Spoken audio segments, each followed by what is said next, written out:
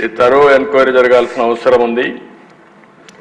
ఎందుకంటే ఎంత జరిగింది ఫ్రాడ్ అనేది కూడా మనం ఇంకొంచెం తరోగా పోతే తప్ప ఇది సాధ్యం కాదు. ఈఎన్ఏ దగ్గర నుంచి ఆల్కహాల్ సప్లైస్ అయిన దగ్గర నుంచి డిస్టిలరీ దగ్గర నుంచి ఎంత వచ్చింది, ఎంత ఆఫ్లో పోయింది, ఇవన్నీ కూడా తరోగా చేయాల్సిన అవసరం ఉంది. అందుకనే 5 సంవత్సరాలు లక్షల కోట్ల రూపాయలు నగదు అమ్మకాలు జరిగాయంటే అది కూడా సొంత డిస్టిలరీస్ పెట్టుకొని చేశారంటే ఇది చాలా భయంకరమైన పెద్ద స్కామ్ ఇది. ఇవన్నీ కూడా మనం చూసినప్పుడు నాన్ డ్యూటీ పెయిడ్ లిక్కర్ ఎంత పోయింది అవన్నీ ఉన్నాయి. ఫైనల్గా వాస్తవాలన్నీ బయట రావాలి. అందుకనే ఈ ప్రభుత్వం దీన్ని సిబిసిఐడి ఎంక్వైరీకి ఇస్తూ అదే సమయంలో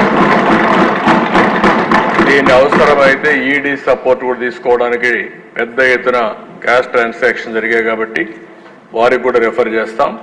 అన్ని విధాల చర్యలు తీసుకుని మళ్ళా ప్రజల ప్రాణాలు కాపాడడానికి ఈ రాష్ట్ర ఆదాయాన్ని ఏ విధంగా దుర్వినియోగం చేశారో అవన్నింటిపైన యాక్షన్ తీసుకోవడానికి ప్రభుత్వం సిద్ధంగా ఉంది. ఒకటి ప్రజల ప్రాణాలు, ప్రజల ఆరోగ్యం, అదే సమయంలో పెద్ద ఎత్తున అవినీతి ఇవన్నీ ఉన్నాయి. అన్ని కోణాలు దీంట్లో బయట రావాల్సిన అవసరం ఉంది. తప్పకుండా అవసరమైతే మన మెడికల్ అండ్ హెల్త్ డిపార్ట్మెంట్ కూడా చెప్పి ఆ మధ్యలో 1924 తర్వాత కూడా దీని ఎఫెక్ట్స్ వల్ల ఎంతమంది ఆరోగ్యం నాశనం అయిపోయింది, ఎంతమంది మంగళసూత్రాలు తెగిపోయినాయి, ఇవన్నీ కూడా ఎలక్షన్లో మనం చెప్పాం. అవన్నీ కూడా ఎస్టాబ్లిష్ చేయాల్సిన అవసరం ఉంది.